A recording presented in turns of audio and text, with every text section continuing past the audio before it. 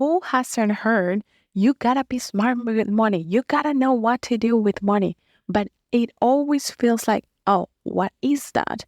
Is it different of me having a budget and tracking the budget? Yes, it is.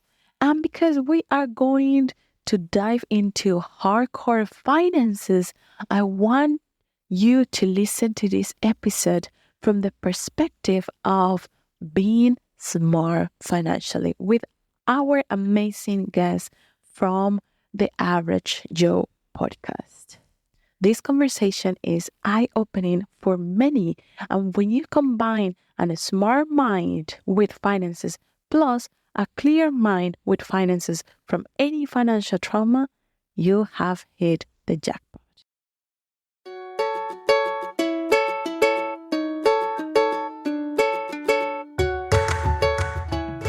Hello and welcome to the Money Mindset Show, the place where we help female entrepreneurs to transform their mind so that they can achieve financial success in the least amount of time.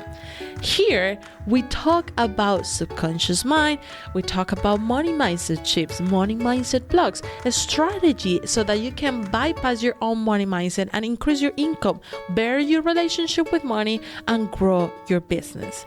On this podcast, our unique goal is for you to walk away with a different perspective and with a different set of thoughts, beliefs, and mindset that helps you in your journey to achieve financial success.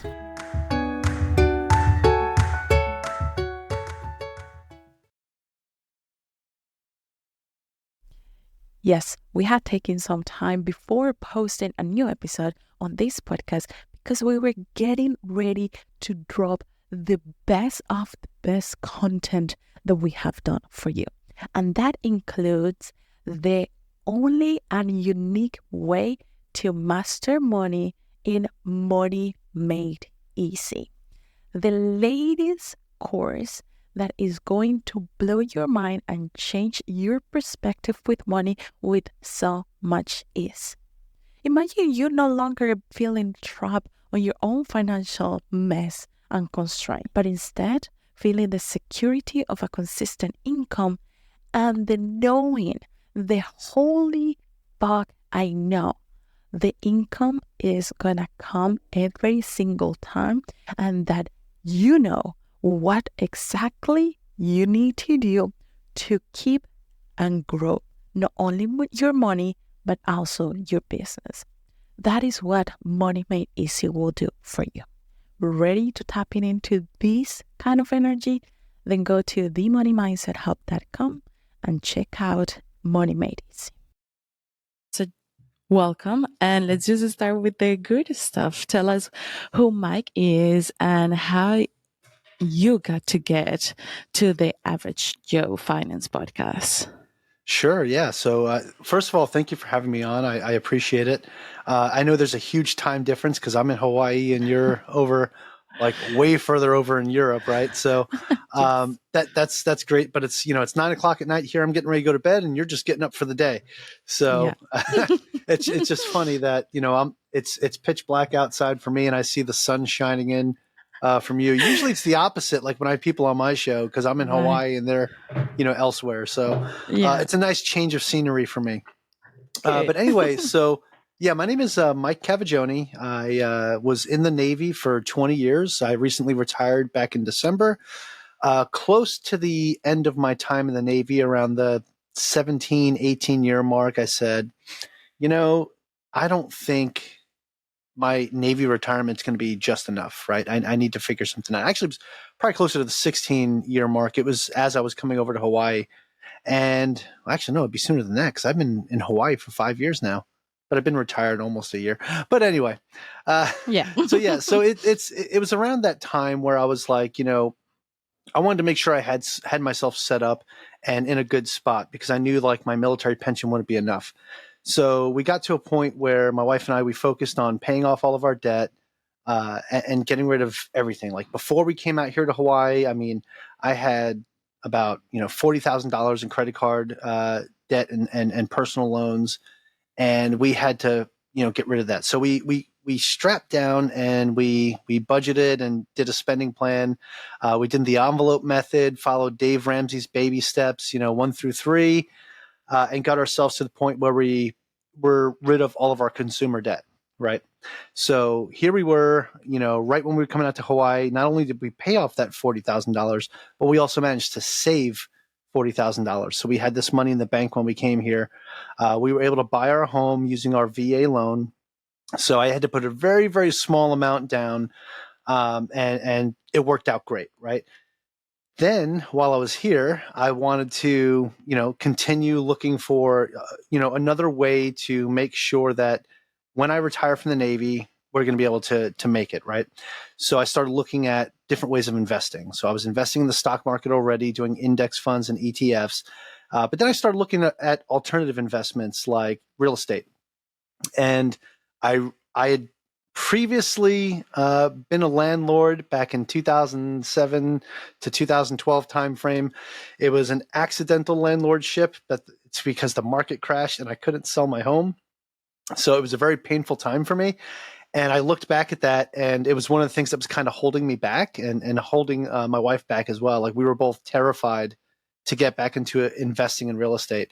So buying our own home was one thing, but now going to get another property that we're going to invest in was like, So we decided to just, let's rip the Band-Aid off. Let's make it happen. We got with some friends that we kind of looked at some deals with and said, hey, what do you guys think of this? And they gave us like the warm and fuzzy, right? Like, yeah, you guys found some pretty good deals. If you don't buy them, I will. So I was like, oh, that means this is pretty good. So we buy a duplex 5,000 miles away back in Chesapeake, Virginia. And we did everything sight unseen. And we had the property manager was also the general contractor. I don't recommend doing that. So there was a lot of lessons learned when I got back into real estate, right? But some context here. We started looking at all this stuff back in November 2019. We closed on this property February 5th, 2020. And what happened the next month? Well, for the U.S., the world ended because COVID hit. And it was like... For the rest of the world, too. Yeah. Well, it hit us in March, right? So, like, we were seeing all the stuff that was happening in Italy and all that stuff back in February. We were like, oh, my goodness, like, glad it's not here. And then, spoke too soon. And then, March comes around and it's like, okay, what does this mean for us? And then I had a tenant. My upstairs tenant actually lost their job, so they couldn't pay their rent. So we got into one of those nightmare scenarios again. And I'm like, okay, is someone trying to tell me something here? Like, real estate's not for us. Like, that's the vibe that I'm picking up. But anyway, as most real estate investors do, we were brand new to this too. We figured out a way to be creative. And I did some research and I found a program that it was a rental assistance program that actually back paid my tenant's rent and all the late fees that they owed me. So once that happened, this property actually cash flowed $950 a month. And while we were going through this process, I started researching and learning about multifamily real estate, like larger apartments and doing real estate syndications. And I said, man, I'd love to get into something like that, but I feel like I'm still too small time. And after learning more and more about it, I said, no, I can get into this right now. I can go from this 2 units and go partner up with these guys and get 102 units. And that's exactly what I did. I went from 2 units to 102 units within that first year, right? So got into my first syndication. We sold that duplex. We took the profits from that, and we got into the syndication. I liked that process so much, and it was so easy because it was hands off, and I just got to collect a dividend every month. I was like, this is great. I want to do it again. So actually wound up taking out a HELOC on my house to pull some equity out, and we wound up getting into 2 more 2 weeks apart from each other. So one with another team that was a 36 unit, and then another one that was a 54 unit, right? So, or 56 unit. All together in total, it's 190 units, right? And I was like, okay, this is pretty cool. And then recently, the first one I got into refinanced. This is 20 months after it was purchased by all the partners, right? And when we purchased it, it was $6.6 million. It got refinanced not refinanced. It appraised at 13 million, Oh, right? And then they wow. refinanced it, paid Great. off all their old debt service, and Yeah. then gave all the investors like a 21% return. It was really nice. And it actually happened. The deposit happened on my birthday, June 2nd. So I was like, yeah, There happy you birthday to go. me, right? So we really liked that. So we kind of stuck with the multifamily route. And Yeah. as all this is going, I'm getting closer to retiring from the Navy. And I started a podcast, the Average Joe Finances podcast, where I was talking about, my own journey in personal finances and financial independence, but also bringing on guests for them to share, what they're doing in their journey, right? And that even started before that as a blog where I was talking about, like how we got out of debt. But anyway, long story short, got into the podcasting side. And then I realized that as a podcaster, I was able to utilize that to help me grow my own business, right? Because I'm networking with some amazing people. I'm getting these guests on my show that normally I'd have to pay thousands of dollars to get in front of these people and ask them these questions that I'm asking them. I said, wow, this is great as a podcaster. This is a pretty selfish thing that I get to do, bringing these people on and then asking them the questions that I want to ask them. It adds value to me, and then it also adds value to the people that are listening to my show. So I said, okay, I'm digging the podcast thing, and I've been doing the podcast now for 3 years, and it's helped me scale just so much in just every aspect of my life. And now, being a serial entrepreneur, you get these wild hairs and crazy things that you want to do. You had mentioned before we started recording about a recent episode that I did about embracing failure, right? So Yeah. I don't want to get into any of that yet because I'm not sure Let's what you want to ask me, but Yes. No, I so many questions to I'm ask from New York. I can't shut up. as I hear your story. First of all, Hawaii, I mean, is the land where everything can happen. So I want to tap in and really what this podcast is about. Yes, it's about money, it's about finances, but it's about the mind behind it.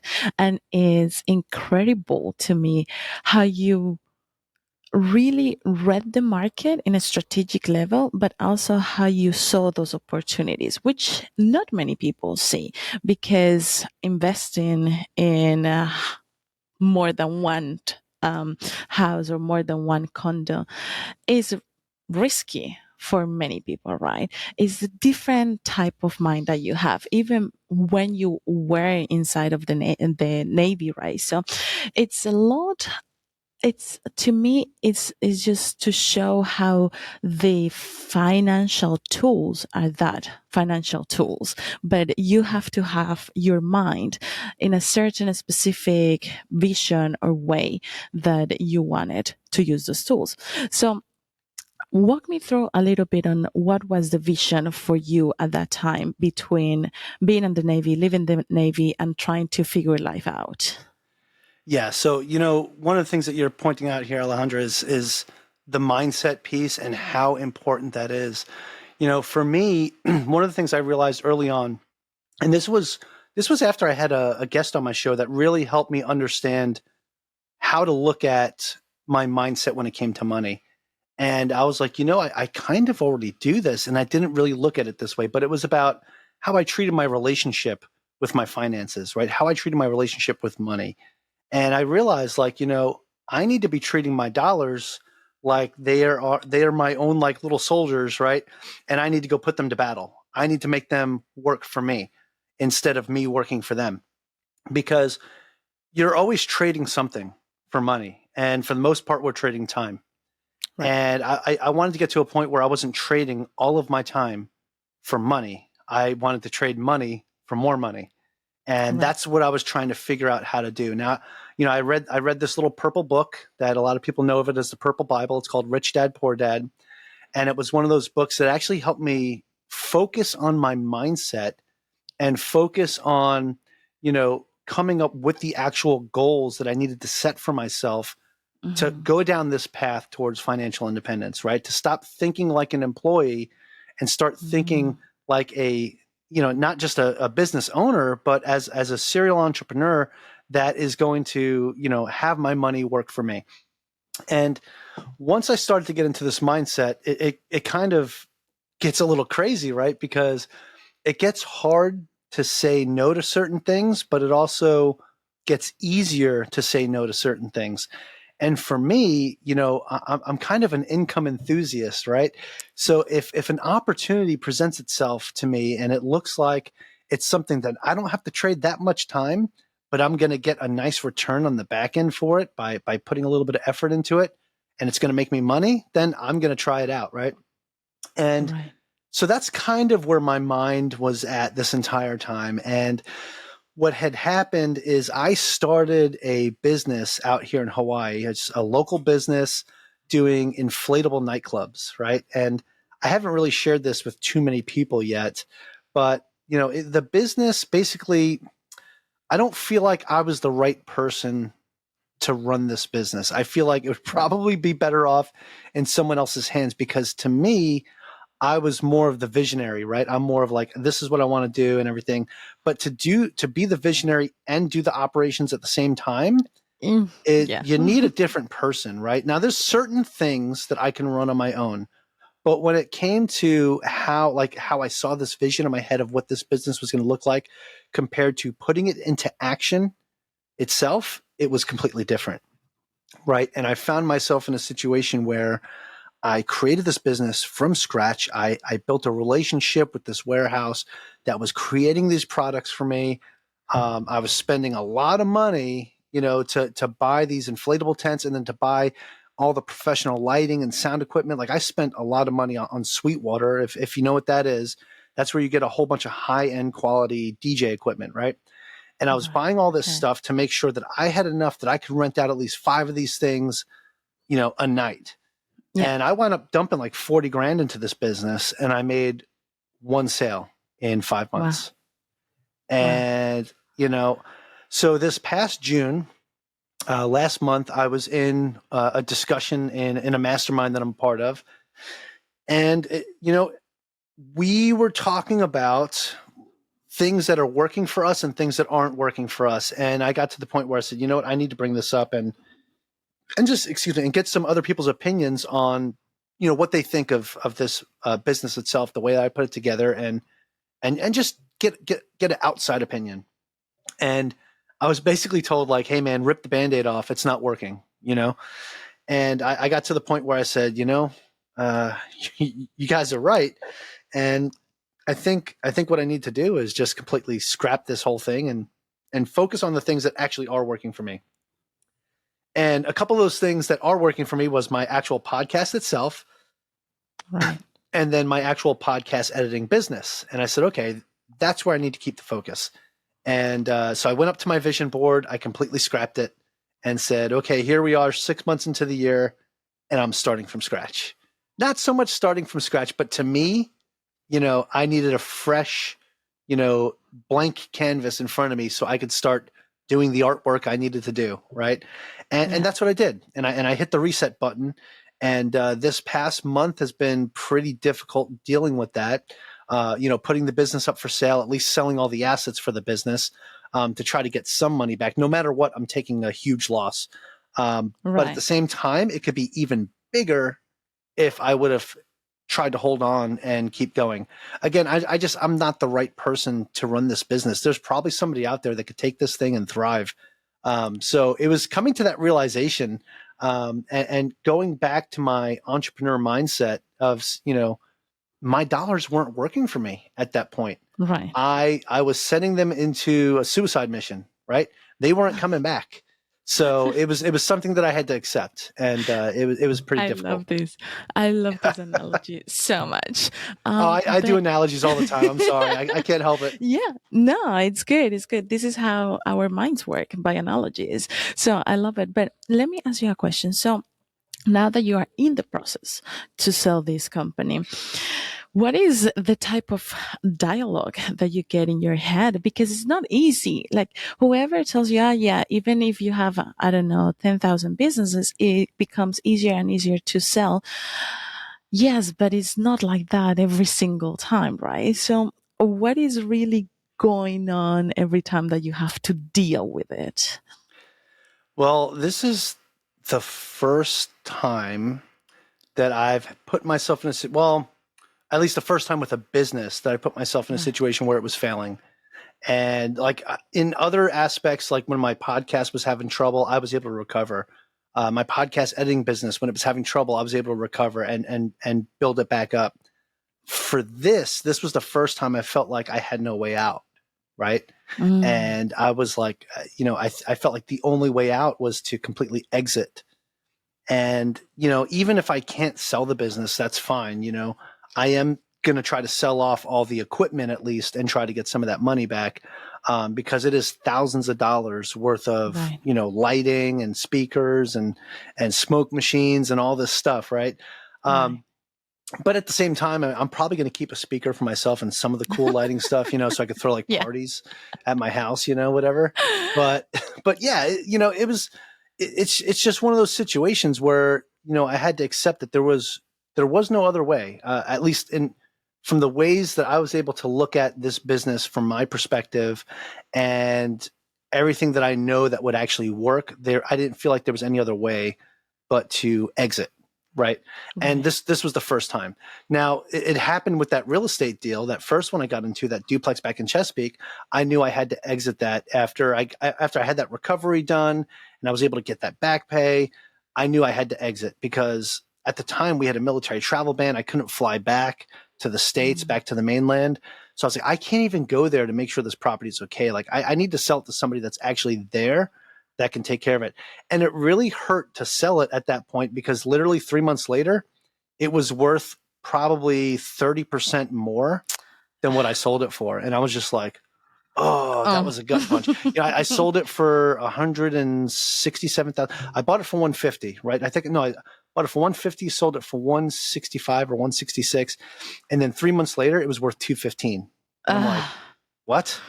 So yeah, so that was another one too, where I was like, I had to get out of that, Right. and it was also because there was circumstances outside of my control, right? Mother Nature, forces of God, whatever you want to call it, whatever you want to call the pandemic. It was something that I could not control, right? Right. And sometimes when you get into a situation and you lose all of that control, sometimes it's just better to walk, right? And that's what I did. Okay, good. It's interesting to me that you refer to it as a failure because from everything that I'm hearing right now is not. If you look at it from an overview of you as an entrepreneur, serial entrepreneur, it's just one more thing that you have to do in the process that doesn't align with the whole strategy, right? But it is so common for us to get laser focused on specific things that we are doing and then say, well, I fail to do that. That is one of the things that as a finance person as well, I used to struggle a lot when investments didn't go the way I planned it, or when things I'm like, shit, I'm failing. Like, especially when I started doing focusing on mindset itself, because I talk things that nobody in the finance industry is talking about because simply they are not relevant enough for the strategy. But it was more like, I'm not failing. I'm just going another way.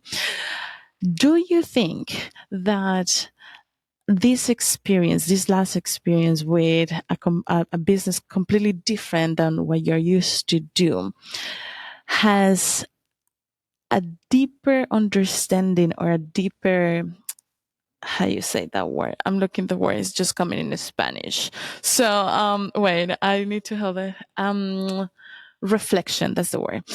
You think it has a deeper story, a deeper reflection for you right now that you have gathered again and say, okay, I'm going to focus on this, but I'm going to do it in a different way because of the experience before? Well, so I just want to say something to kind of piggyback on something you said earlier, right? Yes. Where you had mentioned that, you didn't really look at this as a failure, right? But I'm going to say you're right and wrong there, right? Because that what you followed up with that was this was just another necessary step, right? Right. Because to me, failure is just another step on the stairs to success, right? And what matters is how you fail. Do you fail backwards or do you fail forward? Right? Do you take the lessons that you learned from that failure to improve yourself or make yourself better, right? And that's the way I view failure. So it might not be a failure to, in someone else's eyes. To me, when I look at it and, with what my vision was for this compared to what actually happened, to me, it's a failure. But it's a failure that I learned from. It's a failure that I'm recovering from. And it's a failure that with these lessons learned that I will take into the future to make sure, that something like this does not happen again. Right. So I think that's an important piece of context there is how do you treat your failure? Right. And absolutely. Yeah. And let me just interrupt for a second there, because that is so important. Each person has their own definitions, and that's what really makes up the mindset and the view. So to me, that word is so highly charged because of the way that I grew up that I completely changed the meaning. So this is a call to action for you that is listening, to always question what that word means to you and how you are looking at it, through what lens you are looking at it. Because I love that. I never heard from somebody saying it depends on how you feel. I'm very interested on that. Yeah. I mean, it's one of those things that, especially in the real estate community, one of the things we talk about is, you're going to pay for your education one way or another. You're going to take a course, you're going to go to a seminar, you're going to go to a conference, right? And you're going to pay for those things to learn. Or you're going to go out on your own, or you could pay a coach or a mentor or whatever that's going to help you out. Or you're going to go out on your own, you're going to do it on your own, experience it, experience the failure, experience those things that are going to cost you money, and you're going to get that education anyway. Right. You're just going to get it from your own self, for paying for it yourself by doing the project and then realizing, hey, I can go about doing this a different way. I'm glad I did this because I was able to learn from it. Now I know not to do that again. Right. So that experience that you get is so invaluable. And that's why, like I said, in the real estate community, we just call it paying for your education. Right. There's some people that lose six figures on a project and they're like, hey, that was like a master's degree in multifamily real estate, Right. just like that. So I think, again, it's about being able to bounce back and being resilient, right? Resilience, another key word here that you need to have in your wheel book if you're going to experience failure. You need to be resilient to it. That way the failure won't define you. Right.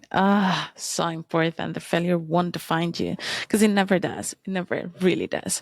Mike, this has been one of the most interesting podcasts coming from a finance person in the community. I normally don't have finance people as a guest because it tends to be strategy and all that, but have been such an open book, and I really want to thank you for that. I would just want to leave a space to, if you have final thoughts, if you want to say to people something else, and of course, let us know how people can listen to the Average Show Finance, and all the good stuff. Yeah, absolutely. So I guess for my final thoughts, I'll leave you with this. And this is something that I used to call my 4 pillars to financial independence or financial freedom, but now I call it my 4 pillars to being great at anything. And the first one's going to be education, right? This is the first pillar. This is where no matter what it is that you want to get into, no matter what it is you want to do, make sure you actually learn about that specific thing first before you jump headfirst into it. Otherwise, you're going to be paying for that education anyway, like I discussed earlier with failure, right? The second thing is getting a coach or a mentor, right? Just having somebody that you can go to that has got your back. And then also knowing the difference between a coach or a mentor, right? A coach is going to be somebody that you pay that's going to hold you accountable to do the things you said you were going to do. And I guess a mastermind kind of falls into this as well. And then a mentor is somebody that you can go to that you can confide in and ask for advice. Somebody that's maybe 1 or 2 years ahead of you, that's experienced some things in the field or thing that you're interested in that you can kind of like, ask them questions and just get, different pieces of information from them. And that's going to be the coach / mentorship pillar. The third one is a big one too. This is networking. And no matter what it is you want to get into, you want to surround yourself with people in that space. If you want to get into real estate, go hang out with real estate investors. If you want to get into day trading, go hang out with people that do day trading. If you want to get into crypto, go hang out with people that do crypto. Just surround yourself with those people. I mean, Jim Rohn, has a very, very famous saying where, you are the average of the 5 people you spend the most time with. Yeah. Right. You want to be a millionaire? Go hang out with 5 millionaires. Guaranteed you'll be the 6th one soon enough. Right. Okay. And then, so that's those 3 pillars. Now, this 4th pillar is the most important one, because if you could do the other 3 all you want, but with this 4th one, if you don't do this one, those other 3 don't mean anything. And this 4th pillar is take action. Right. So if you don't take action, if you just sit here and you keep learning about it, you keep talking about it in the network, you keep paying a coach, or you keep talking to your mentor about what you think is good, and they'll tell you, yeah, you should do that. Why don't you take action? You could do that all day. You could do that for years and wonder why, hey, everyone else all around me is being successful and doing the things that I want to do. Why haven't I gotten there yet? Because you're still reading the book about it and not actually going out there and doing it. Right. So taking action is significant. So those are my final thoughts. If you want to listen to Average Joe Finances, it's on every podcast platform. It's just look it up, Average Joe Finances, or go to averagejoefinances.com/podcast. And then if you want to find anything about me, it's my name, MikeCavagoni.com, MikeCavaggioni.com, and you can find whatever you want to find about me. And I'm a pretty open book. Reach out if you ever need anything. I'm happy to talk and help you out. Okay, but before I let you go, did you know that you have a space where your money mindset work is made extra simple so that you can increase your income, better your relationship with money, and grow your business in such a simple and easy way? Go to themoneymindset.hub.com and choose your path and start making those changes easily and effortlessly. That is themoneymindset.hub.com. Ahora sí, Wealthy Soul, if you love this episode, don't forget to leave a review down below. It will help me to help more wealthy souls to transfer their money mindset.